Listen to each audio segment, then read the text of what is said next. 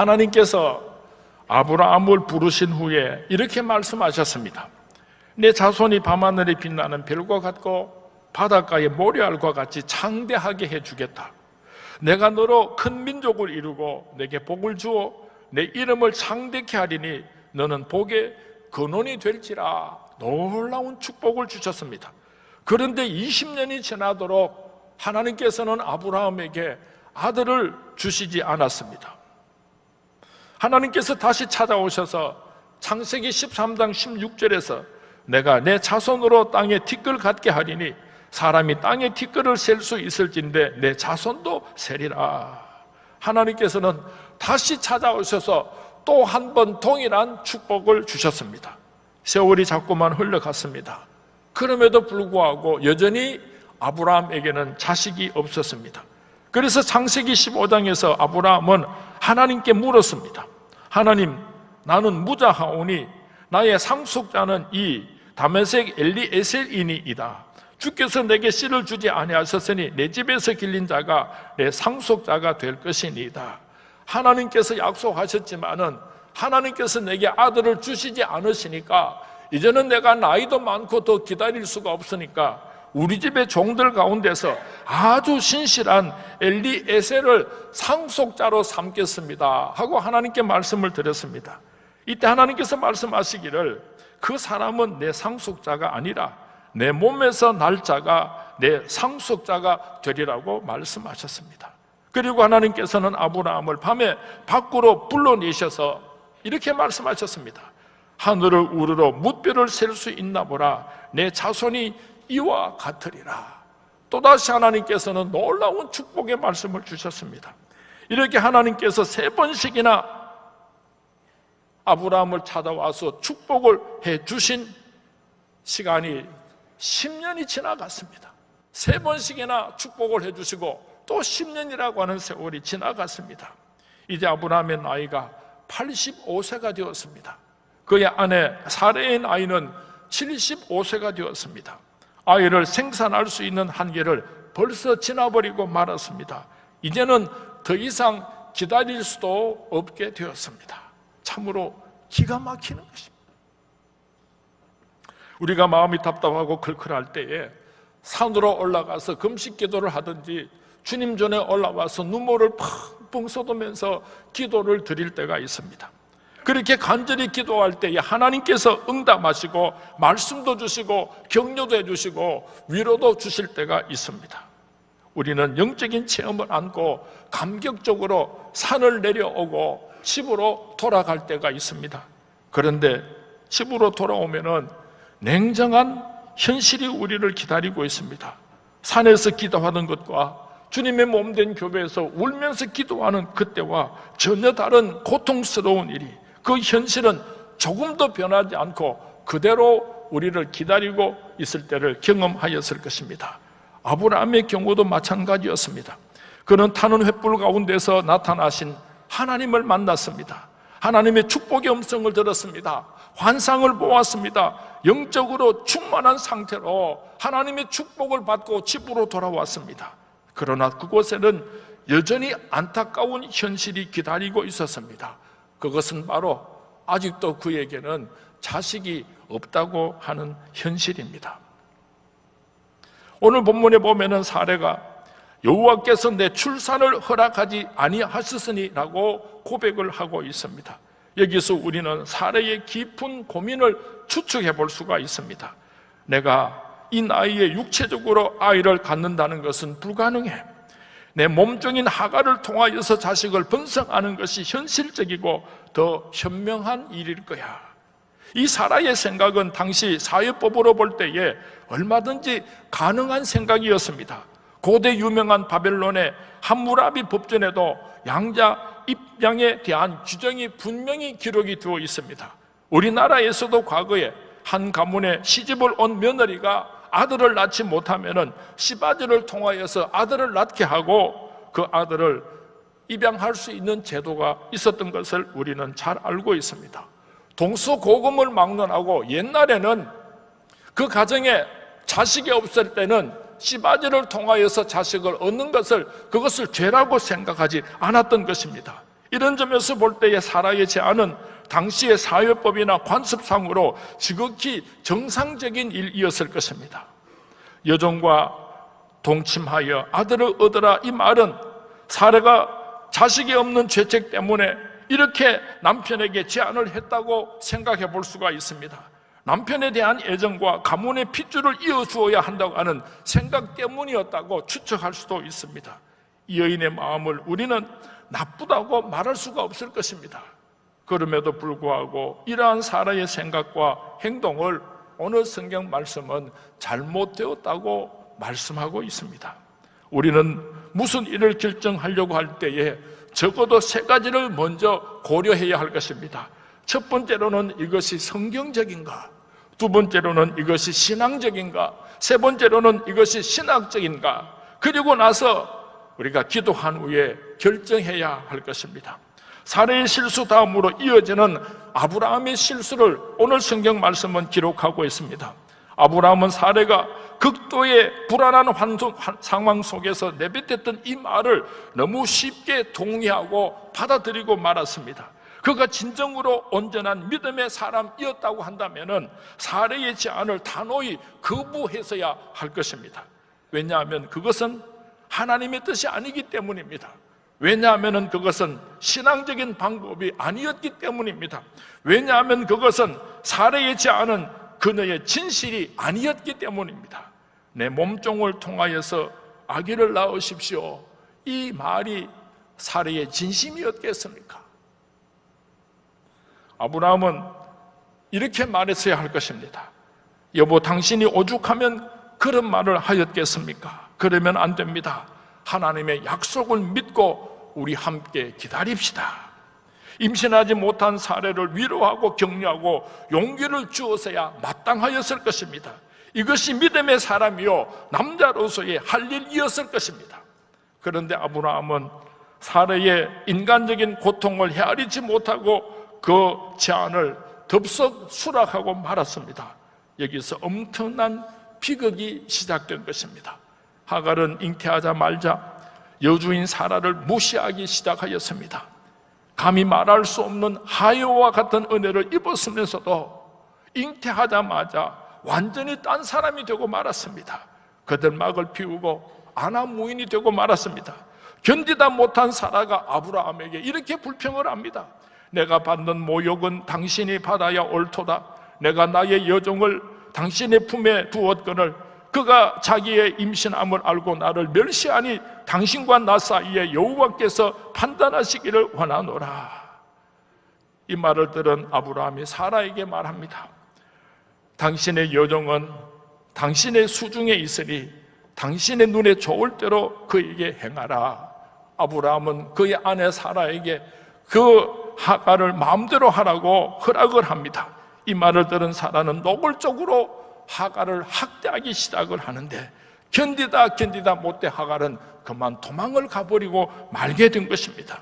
이렇게 도망을 하여서 하갈이 아들을 낳았는데 그 아들의 이름이 우리가 잘 아는 대로 이스마엘입니다. 이스마엘은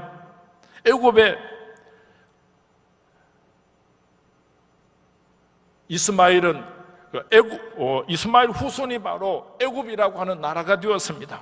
지금까지도 애굽은 이스라엘과 철천지 원수가 되었습니다. 사레와 아브라함의 한 번의 잘못된 선택이 4,000년 동안 오늘도 그 전쟁으로 지금까지 비극이 계속되고 있는 것입니다. 오늘 본문 말씀을 통하여서 몇 가지 교훈을 얻기를 원합니다. 첫 번째로 좀 참고 기다리자, 그렇게 말씀을 드리고 싶습니다. 한번 따라하시기 바랍니다. 좀 참고 기다리자. 좀 참고 기다리자. 왜 하나님께서는 3번씩이나 아브라함에게 네 자식을 이렇게 축복하시겠다고 약속하여 주셨으면서도 그 약속을 지키지 아니하시고 이렇게 오랜 세월을 취하셨는가? 우리는 하나님의 속성을 잘 이해하여야 할 필요가 있습니다. 때로는 하나님께서 우리에게 나와 함께 일하자, 누가 나를 위하여 갈고 나와 함께 우리에게 맡겨준 사명을 감당하자고 우리를 찾으시고 우리를 부르시고 우리를 도우러 사용하실 때가 있습니다. 그런가 하면 하나님께서는 너희들은 아무것도 할 수가 없고 나 혼자서 이 기적을 이룰 것이다. 인간들의 가능성은, 인간들의 그 모든 힘은 조금도 빌리지 않고 살아계신 여호와 하나님께서 하나님 스스로 그 모든 일들을 온전히 이루시기를 원하실 때가 있습니다. 그럴 때는 하나님께서 우리 보고 조용히 가만히 있으라고 그렇게 말씀하시는 것입니다. 예를 든다면 엘리야가 갈멜산에서 누가 참신인가 바알신 선지자 450명과 영적인 대결을 벌일 때에 바짝 마른 제단 장작불 위에다가 불이 붙게 함으로 그 불이 붙는 신이 참신이다, 그렇게 영적인 전쟁을 선포하게 됩니다. 그런데 하나님께서는 엘리야에게 그 제단불 위에다가 물을 3번씩이나 퍼붓게 합니다. 얼마나 그 물을 많이 퍼부었던지 그 밑으로 도랑을 파고 그 도랑에 물이 철철 넘쳐 흐를 만큼 많은 물을 제단 위에다가 붓게 하였습니다. 이것은 무엇을 의미하는가 하면은 이 장작더미 위에, 이 제단불 위에 불이 붙어서 다 태우게 되는 것은 사람들의 힘에 의해서, 인간적인 가능성에 의하여서 이루어진 것이 아니고 오로지 하나님의 능력에 의하여서 이 불이 붙게 되었다는 것을 알게 하시려고 그 마른 장작 위에다가 물을 붓게 한 후에 하나님께서는 성령의 불로 그 장작더미를 태우셨던 것입니다. 우리가 잘 아는 모세라고 하는 사람이 있습니다. 애굽의 왕자로서 40년을 살았습니다. 애굽의 학문과 무술에 충출한 사람이었습니다. 젊었습니다. 애굽의 왕자로서 이스라엘 백성들을 얼마든지 구해낼 만한 많은 조건을 갖추었던 사람입니다. 하나님께서는 그 모세를 광야에다가 처박아 넣으시고 40년 동안 짓밟으셨습니다. 얼마나 40년 동안 숨어서 그렇게 고통스럽게 살았던지 말을 다 잊어버렸습니다. 학문도 다 잊어버렸습니다. 무술도 다 잊어버렸습니다. 이제는 완전한 폐인이 되고 말았습니다. 가시던 불 속에서 하나님께서는 모세를 부르셨습니다. 모세야, 모세야, 네가 이스라엘 백성들을 애굽에서 구해내도록 하여라. 모세는 벌벌 떨었습니다.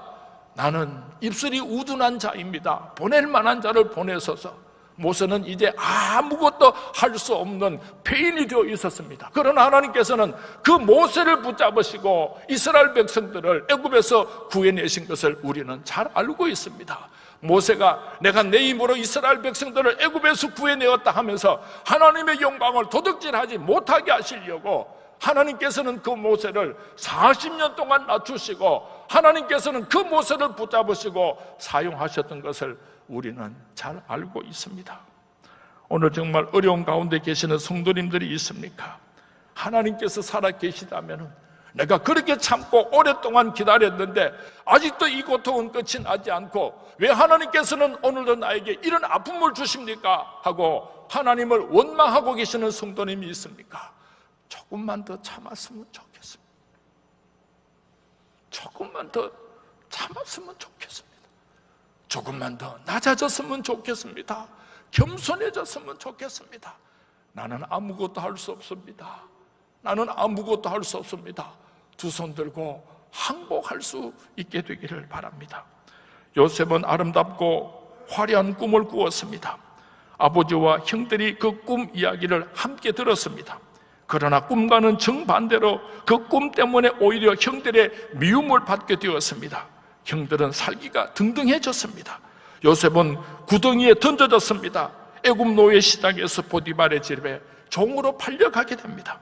보디발의 총애를 받았지만은 보디발의 아내의 유혹을 뿌리치다가 도리어 애매한 누명을 쓰고 감옥에 갇히게 되었습니다.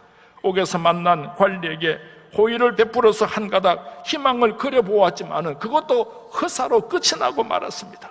모든 형편이 꿈과는 정반대의 방향으로 흘러가고 있었습니다. 자포자기할 수밖에 없는 형편도 한두 번이 아니었습니다. 종놈에게 무슨 소망이 있습니까? 될 대로 되라는 식으로 방종할 수 있는 형편도 적지 않았을 것입니다. 그러나 하나님의 약속을 믿고 굳게 기다렸습니다. 포기하지 아니하고 이를 악물고 하나님께서 주신 그 꿈이 반드시 이루어질 줄로 믿고 기다렸습니다. 그 역경은 마침내 요셉을 애굽의 총리 대신으로 인도하는 지름길이었습니다. 믿으시면 아멘 하시기 바랍니다. 믿으시면 아멘 하시기 바랍니다.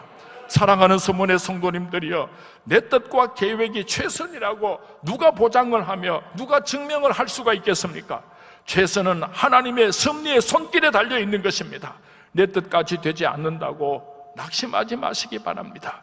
요셉과 같이 하나님을 앙망하면서 하나님께서 내게 주신 그 거룩한 비전이, 하나님께서 약속하신 그 놀라운 축복이 반드시 이루어질 줄로 믿고 기다릴 줄 아는 우리 서문의 모든 성도님들이 될 수 있기를 주님의 이름으로 축원을 드립니다. 이 세상의 모든 나라 민족들 가운데서 가장 성질이 급한 민족이 바로 우리 대한민국 사람들인 것 같습니다. 한국말 중에서 세계 공통어가 하나 있는데 그것이 무엇인가 하면은요, 빨리빨리입니다.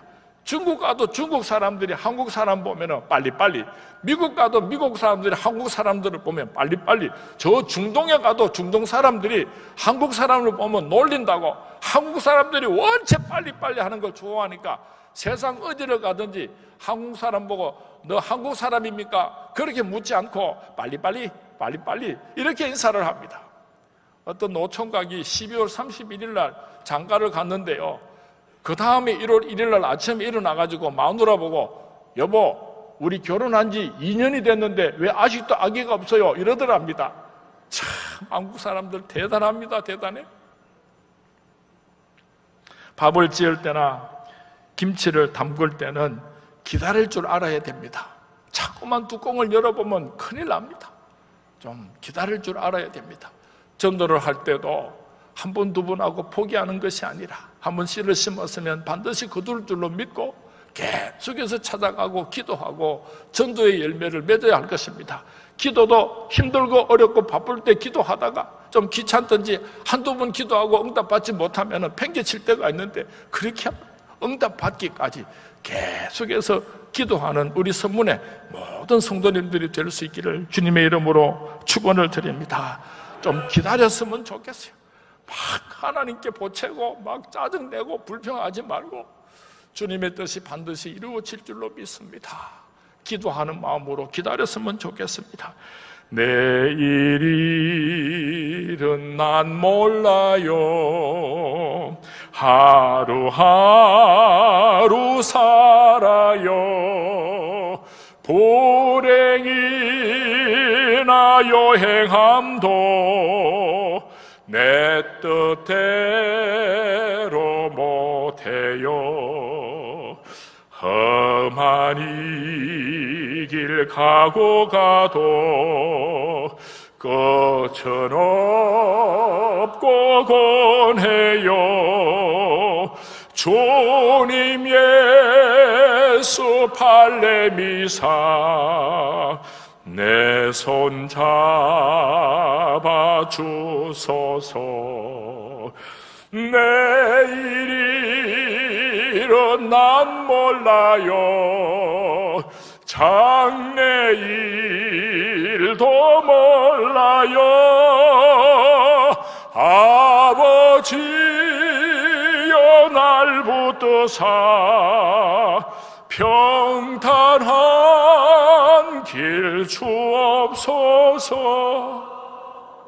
두 번째로 생각하기를 원하는 것은 우리가 아무리 힘들고 어려울 때도, 우리가 아무리 기도하고 오래 기다렸다고 할지라도 인간의 방법을 사용해서는 안 된다고 하는 것입니다.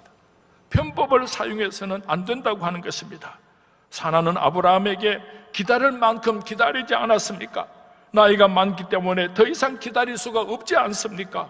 나는 아들을 낳을 수가 없으니 어떠한 방법으로도 아들을 낳아야 되지 않겠습니까?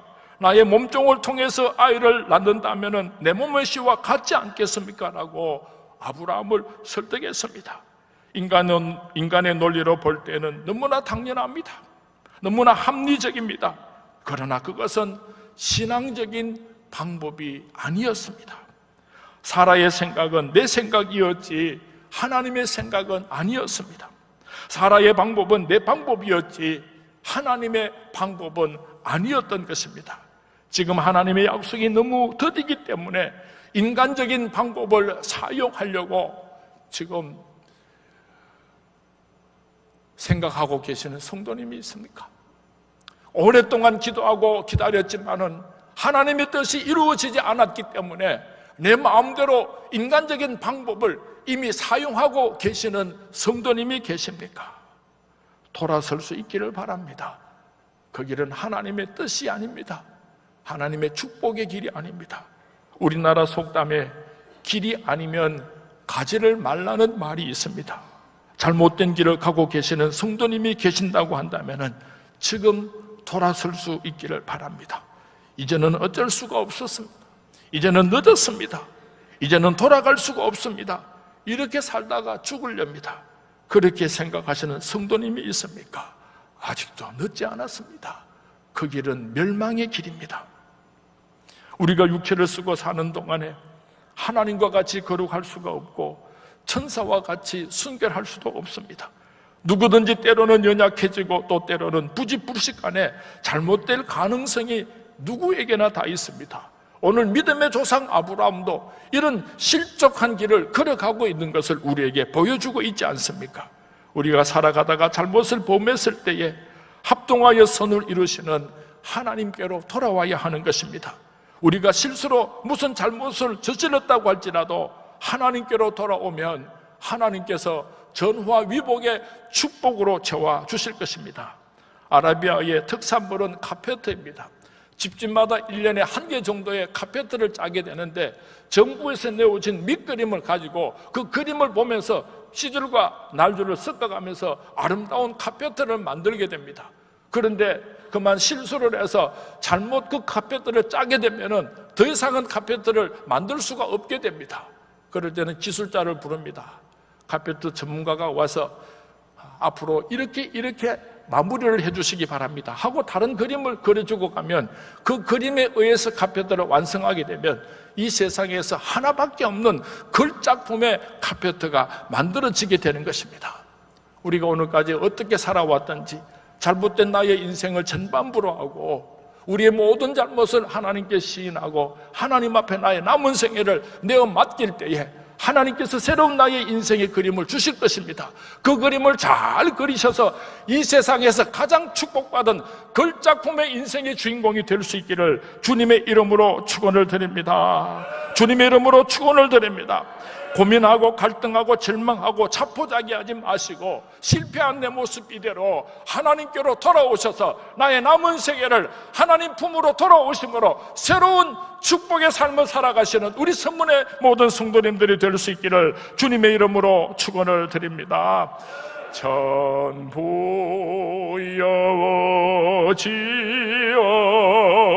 여지옵소서. 손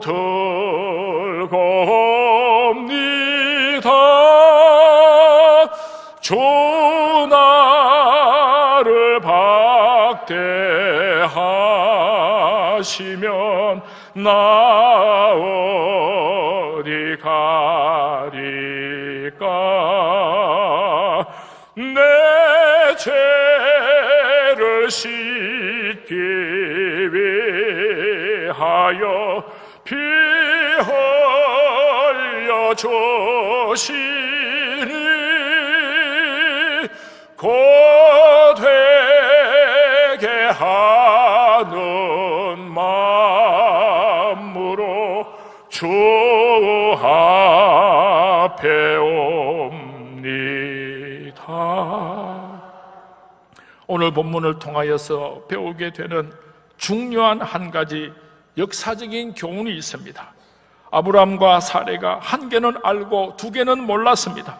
어떤 방법으로든지 아들을 생산하여 하나님의 축복을 이루자, 이것은 인간적인 계산이었습니다. 그 결과 어떤 무서운 불행이 시작되는지에 대하여 그들은 깊이 생각하지를 못했던 것입니다. 바로 이 사건 때문에 아브라함의 가정에 무서운 가정 불화가 시작이 되었습니다. 아들을 얻기 위하여서 두 사람이 공모하여 애굽에서 데려온 계집종 하갈과 동침시키는 간음죄를 저지르게 되었습니다.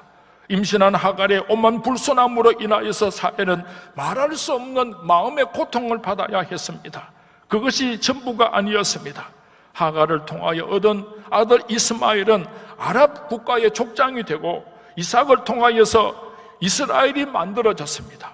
이 두 나라는 피비린내 나는 전쟁을 4,000년이 지난 오늘도 계속하고 있는 것입니다. 순간의 선택이 10년을 좌우한다. 옛날에 어떤 TV 광고 문구입니다. 순간의 선택이 우리의 영생을 좌우합니다. 서두르면 이스마엘이고 기다리면 이삭입니다. 항상 선한 쪽을 선택하시기 바랍니다. 믿음의 방법을 택할 수 있기를 바랍니다. 순간순간마다 하나님의 방법을 선택할 수 있기를 바랍니다. 인생은 기다림의 연속입니다. 지혜롭게 기다리는 자에게는 축복의 보따리가 예비되어 있고, 기다리지 못하고 서두르는 자에게는 실패의 보따리가 예비되어 있습니다. 서두르면 이스마엘이고 기다리면 이삭입니다. 한번 따라 하시기 바랍니다. 서두르면 이스마엘, 기다리면 이삭. 더 이상은 기다릴 수가 없다. 내가 오늘까지 참고 기다렸는데 어떻게 더 이상 기다려야 한단 말인가? 이제는 인간적인 방법을 사용해야지 되겠다는 그런 생각이 여러분에게 찾아올 때, 이런 유혹이 찾아올 때에 우리는 아브라함과 사례를 기억해야 할 것입니다. 서두르면 이스마엘이고 기다리면 이삭의 축복입니다. 우리가 등산을 가게 되면 얼마나 즐겁습니까? 막 산을 올라갈 때 불평하는 사람이나 내려가자고 말하는 사람은 아무도 없습니다. 정상에 올라가면 뭐하노? 여기서 밥 먹고 돌아가자. 아이고 다리 아파라, 내려가자. 불평하고 원망할 때가 오는데, 그때가 언제인가 하면은 정상이 가까워 오면 가까워 올수록 이런 불평과 이런 아픔이 찾아온다는 것을 꼭 기억하시기 바랍니다. 누가 정상에 올라갈 수 있고 누가 온 세상을 내려다 볼 수 있는 하나님의 축복의 주인공이 될 수가 있습니까? 주저앉고 싶을 때에, 돌아가고 싶을 때에 한 걸음 한 걸음 더 걸어서 올라가는 사람은 최후 승리자가 될 줄로 믿습니다. 그 정상에 올라가셔서 하나님께서 예배하신 놀라운 축복의 주인공이 될 줄로 믿습니다. 주저앉고 싶습니까? 뒤돌아서고 싶습니까? 세상적인 방법을 사용하고 싶습니까? 하나님이 의심스러워집니까? 사랑하는 스물의 성도님, 일어나시기 바랍니다. 걸어갈 수 있게 되기를 바랍니다. 참을 수 있기를 바랍니다. 인내할 수 있게 되기를 바랍니다. 최후 승리자가 될 수 있기를 주님의 이름으로 축원을 드립니다. 주님의 이름으로 축원을 드립니다. 서두르면은 저주받은 이스마엘을 얻게 되고, 참고 기다리고 인내하게 되면은 축복의 이삭이 우리를 기다리고 있습니다. 우리 서문의 모든 성도님들이 이 한 해를 보내면서 이삭의 축복의 주인공들이 될 수 있기를 주님의 이름으로 축원을 드립니다. 주님의 이름으로 축원을 드립니다.